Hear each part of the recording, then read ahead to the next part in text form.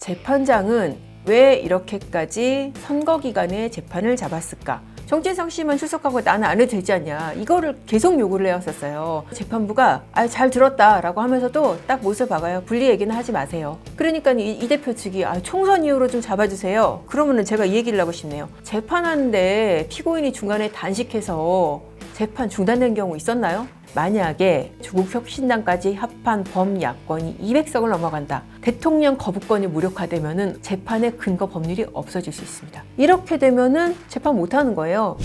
안녕하세요. 조선일보 법조 전문기자 양은경입니다. 선거가 그야말로 정말 코앞으로 다가왔습니다. 그래서 이제 제가 주로 이재명 대표 재판을 해설을 해드리다 보니까 이거 선거 끝나면 어떻게 되는 거냐, 선거 결과에 따라서 재판이 어떻게 달라지나, 그 부분 많이 궁금해들 하실 것 같아요. 그래서 제가 오늘은 그 부분을 조금 최근의 재판 상황 간단히 해설해 드리고, 그리고 선거 이후 결과에 따라서 이 재판이 어떻게 될지 그 부분을 과거 사례라든지 법리적 가능성까지 해서 상세히 조금 풀어드리겠습니다. 자, 먼저 최근에 이제 어떻게 재판이 진행됐는지 조금 이제 좀 간단히 말씀을 드릴게요.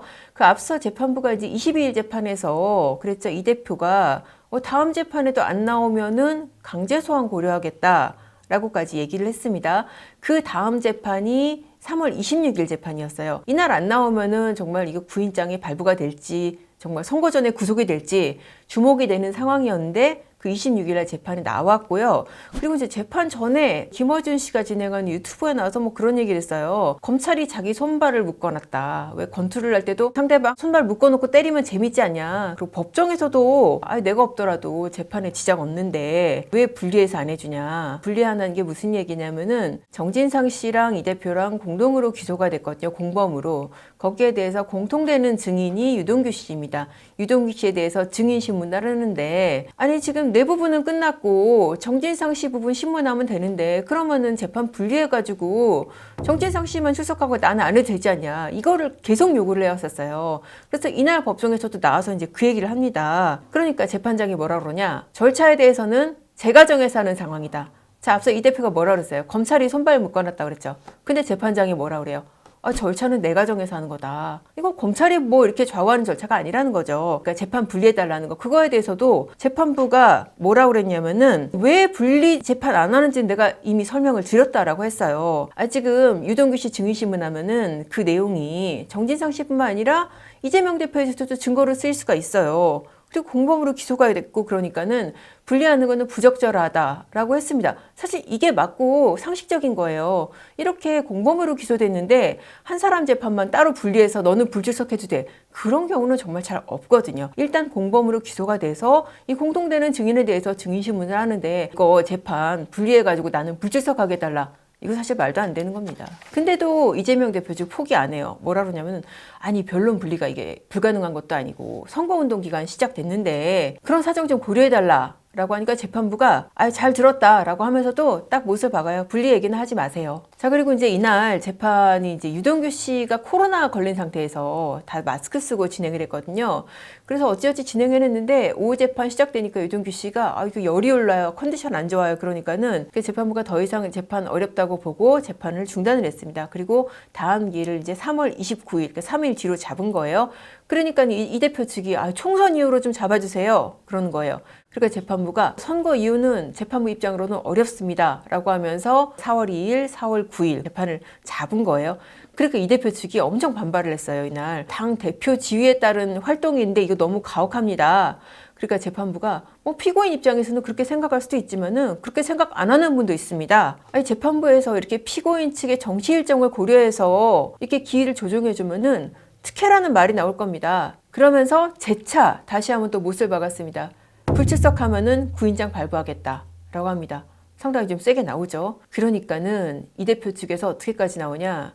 자, 조상우 변호사가 나섭니다. 조상우 변호사는 사실 이제 정진상 씨 변호인으로 돼 있는데 본인이 직접 나와서 이제 그런 얘기를 해요. 선거운동 기간에 후보자 불러서 재판하는 거 처음 봅니다. 이거 정당하게 재판 지휘가 이루어지고 있는지 심각하게 의문을 표시하고 있습니다.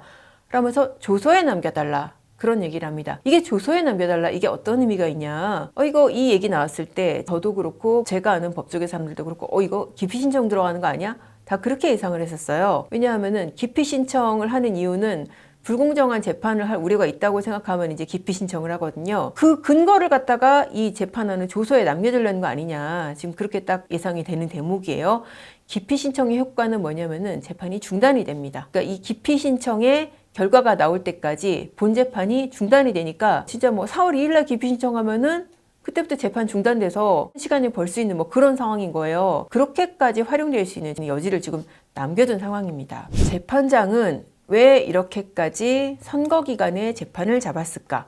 이거를 갖다가 김동엽 부장판사한테 물어보면 제일 좋겠죠. 근데 지금 이런 중요 재판을 하는 재판부는 언론 접촉 안 합니다. 그래서 제가 이런 비슷한 재판을 해본 판사들한테 지금 인터뷰를 해봤어요. 과연 이 시기에 이런 상황에서 재판장이 어떤 생각을 하고 이렇게 날짜를 잡았는지 그 부분을 제가 좀 풀어드릴게요. 조상호 변호사 그랬죠. 선거 기간에 재판 잡는 거 자기 처음 봤다 그랬죠. 자, 일반적으로는 사실 선거 기간에 재판을 잡는 일이 잘은 없기는 합니다. 그 1심 그 3년 넘게 걸린 울산 선거 재판 있잖아요. 그거 같은 경우에도 이제 재판이 오래 가다 보니까 중간에 총선도 있고 막 지방선거도 있고 그랬거든요. 그래서 2022년 6.2 지방선거 같은 경우에는 이 피고인이던 송철호 전 울산시장 이제 재판이 오래 가다 보니까 4년 임기 다 채우고 그리고 다시 출마를 했습니다. 6.2 지방선거에. 그때 이제 그 재판이 어떻게 돌아갔나 보니까는 5월 23일 재판하고 다음 기일이 6월 13일. 그러니까 뭐 선거 기간에 잡진 않기는 했어요. 그러면은 이 대장동 재판 왜 굳이 선거 기간에 잡았나? 선거 기간에 재판 잡은 거 처음 봤다 그랬죠? 그러면은 제가 이 얘기를 하고 싶네요. 재판하는데 피고인이 중간에 단식해서 재판 중단된 경우 있었나요?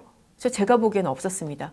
이런 상황이 이 대장동 재판은 있었던 거예요. 작년 그 9월 15일 날 사실 대장동 재판 원래 첫 재판 예정이었거든요.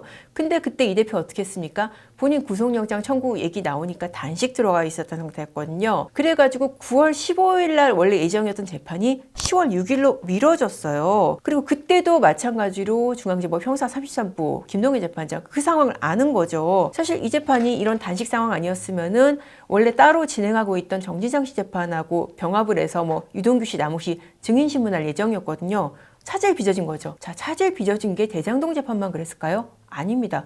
공직선거법 재판도 마찬가지예요. 원래 그 잡혔던 기일이 작년 9월 8일, 22일 잡혔다가 단식 때문에 미뤄지고 또 국정감사한다고 미뤄지고 단식 끝나고 10월 13일 날 열렸는데 국감 간다고 그러면서 재판 안 하는데 그때 정작 국감에도 이 대표가 안 왔었거든요. 거기다가 이제 최근에는 뭐 선거 일정 때문에 못 온다 이러고 대장동 재판 빠지고 뭐 이런 일이 있었잖아요. 재판부가 앞서 진행 사항을 쭉 지켜보다 보니까 이런 이유들로 이렇게 불출석을 용인하기 시작하면 이거 재판 진행 못 하겠다. 그런 생각이 들었을 겁니다. 뭐 선거 끝나면 그런 상황들이 없어지나? 아니죠. 또 선거 끝나고 어떤 정치적인 상황들이 생길지 알 수가 없잖아요. 정치는 생물이니까. 뭐 당대표 일정이 있을 수 있고 또 좀 지나면 이제 또 전당대회 한다고 바쁠 수 있고.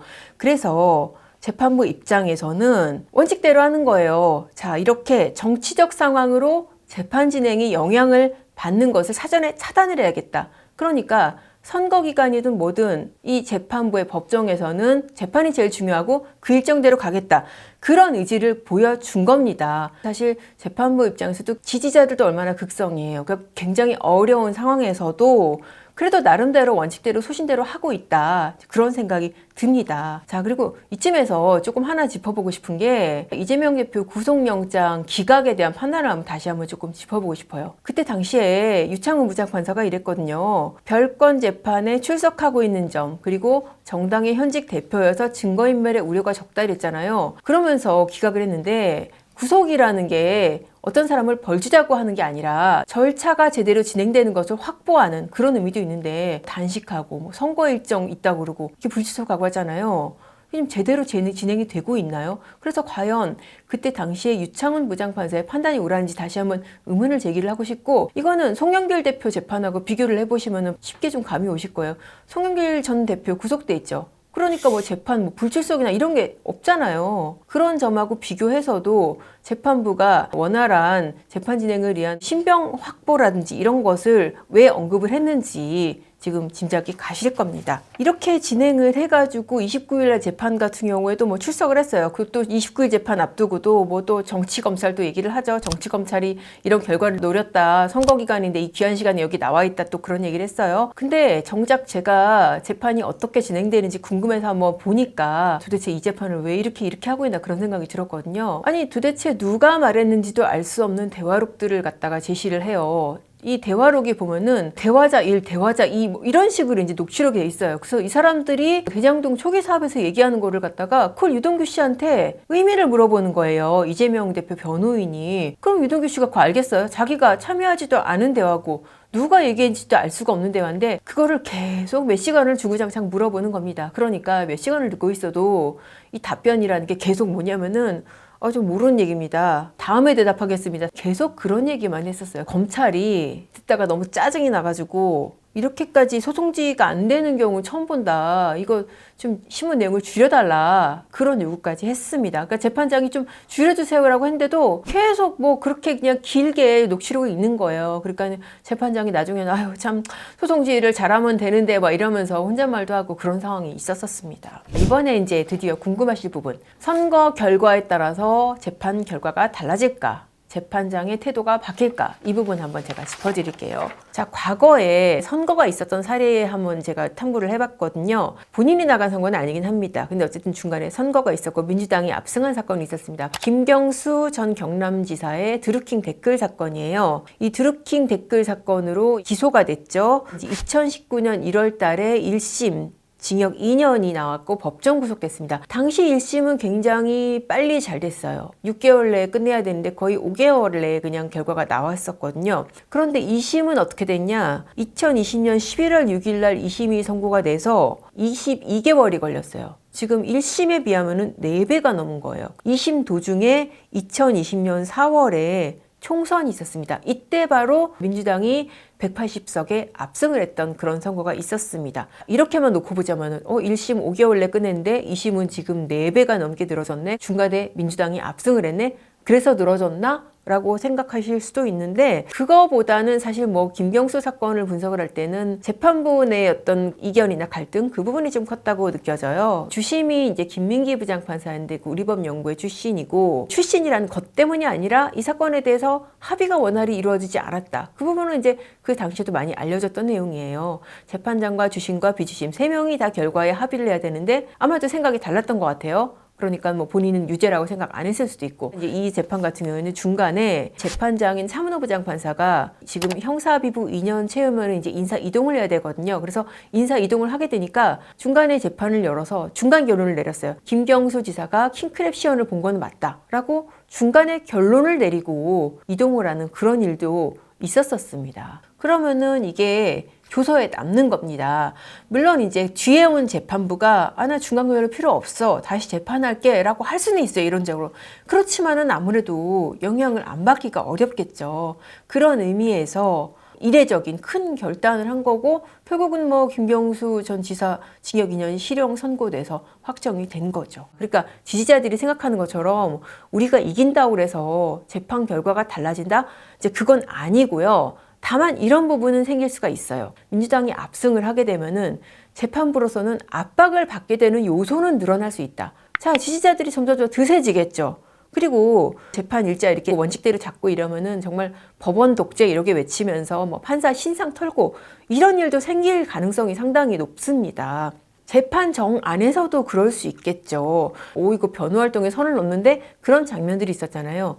그런 장면을 앞으로 더 자주 나타날 겁니다. 기일 연기 요청 아마 더 많아질 겁니다. 선거 끝나서도 뭐 당대표 일정 때문에 국회 일정 때문에 그런 요청 많아질 거고요. 앞서 계속 뭐 얘기 안 되는 서류 길게 읽고 있는 상황, 소송지휘권이 안 먹히는 상황 말씀드렸죠. 그런 상황도 더 잦아질 수 있습니다. 판사가 과연 이런 상황에 압박을 받을 것인가? 원칙적으로 그러면 안 되죠. 그러지 말라고 헌법상으로 판사신문 보장해 놓은 거잖아요. 그런데 과연 이 총선 결과가 너무나 압도적이라면은 그 부분은 진짜 어떻게 될지 모르겠다. 라는 게 지금까지 어떤 법조계 관계자들이나 여의도 주변에 있는 법조인들의 얘기였었습니다. 이게 마지막으로 이 부분 하나 짚어드릴게요. 이거는 정말 무시무시한 가능성인데 만약에 지금 조국 대표의 조국혁신당까지 합한 범야권이 200석을 넘어간다. 200석 넘어가면은 뭐 저쪽에서 하는 얘기가 그렇잖아요. 대통령 탄핵하겠다. 뭐 그것도 가능합니다. 그리고 3년은 너무 길다. 임기단축 개헌하겠다. 가능합니다. 이론적으로 제적과반수 발휘해가지고 3분의 2 찬성하면 되니까. 또 하나 이런 게 있습니다. 대통령 거부권을 무력화시킬 수가 있어요. 그러니까 재의결하는 거죠. 거부권 낸 법안을 재의결할 때는 제적과반수 출석해서 출석하는 사람의 3분의 2가 찬성을 하면 되니까 이것도 무력화할 수 있는 거예요.